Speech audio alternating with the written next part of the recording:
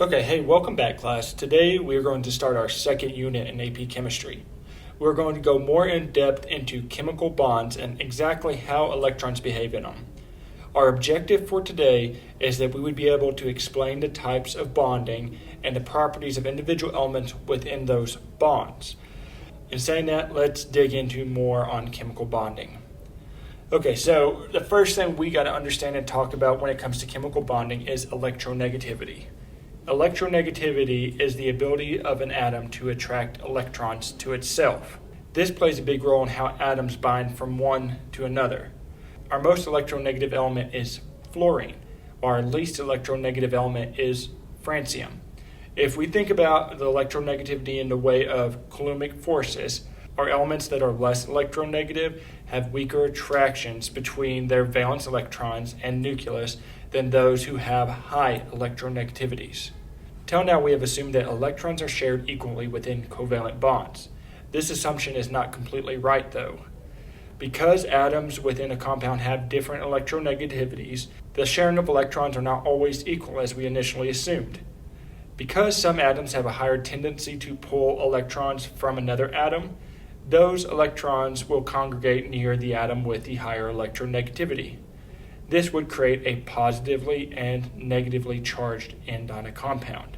The ends in which has a weaker electronegativity would have less electrons than protons, thus making it the positively charged end, while the atom with the higher electronegativity will pull electrons from the other atom, causing it to have more electrons than protons, thus having a negative charge. This is proved by passing an electric field through covalent molecules as so. We notice that the positive end of the molecule will align itself so that it is close to the negatively charged plate, and vice versa with the negatively charged portion of the molecule and the positive plate. To further prove this, we're going to change the charge of each plate.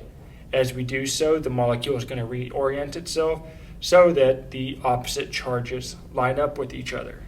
We call the difference in charges between each end of the molecule polarity. Each pole or end of the molecule has a charge, so that's where the name comes from.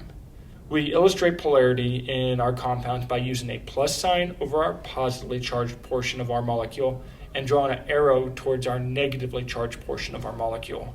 So, hydrogen binding to fluorine would have a plus sign over the hydrogen, indicating that it is the least electronegative out of the two, and have an arrow pointing to fluorine, which is the most electronegative out of the two. We add further distinctions to both poles of molecules by adding a partial positive and negative sign to the positive and negative ends of the molecule as so. The partial positive sign means that this end of the molecule is positively charged a majority of the time, and while the partial negative sign says that that end of the molecule is negatively charged a majority of the time. The degree of a molecule's polarity is dependent on the difference between atoms' electronegativity. In other words, delta En. The greater the difference, the more polar a bond is. This means that there is a higher quantity of electrons spending more time on one end of the molecule than on the other. Equal polarities means that the electrons are being shared equally. This means the bond has no polarity and is a purely covalent bond or a non-polar bond. A large difference in electronegativity, such as a metal and a non-metal bonding together, would result as electrons being transferred from one atom to another, resulting in our ionic bonds. In other words, there's no sharing of electrons with these compounds. An example of this would be sodium chloride, where chlorine takes an electron from sodium and never lets it enter sodium's electron cloud. An intermediate difference in electronegativities results in sharing of electrons unequally, and it creates a polar covalent bond. Our example of this is hydrochloric acid, where a chlorine atom has a hydrogen's one electron for a longer portion of time than the hydrogen does while they are bound together. When trying to determine if a bond between two atoms has a large or small electronegativity, it is helpful to know these benchmarks.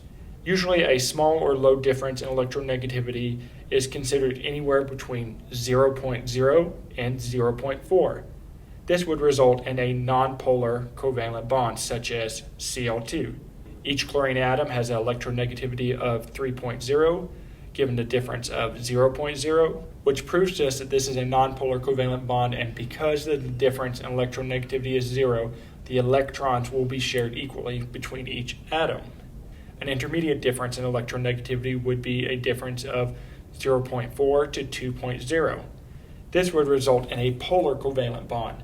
So an example of this would be my hydrochloric acid, where chlorine atoms contain a majority of the electrons for a majority of the time, creating an oppositely charged pole on each end of the molecule.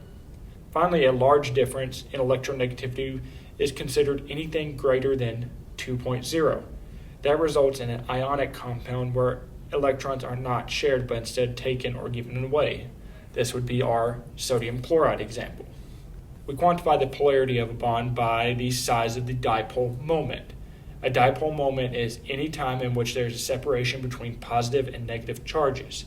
The charge of the magnitude, which is Q, and the distance between the charges can be used to determine the dipole moment using the following equation.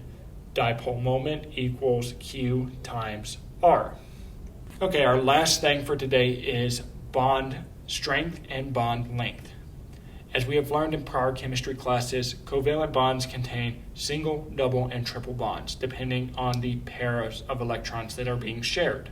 If 2 electrons are being shared in a covalent bond, then it is a single bond that is formed. If 4 electrons are being shared, we form a double, and 6 electrons form a triple bond. The more bonds a single atom has to another atom, the stronger the bond energy and harder it is to break. Also, as an atom creates more bonds, the 2 atoms become closer together. They draw each other closer. So the more bonds that there are, the shorter the bond length. And the shorter the bond length, the stronger the bond energy. Okay, so I feel that this is a good place for us to stop. If you need to review any concepts in this video, then do not be afraid to rewatch the portion that you may need a little extra help on. Remember, keep up the good work in class, and see you next time.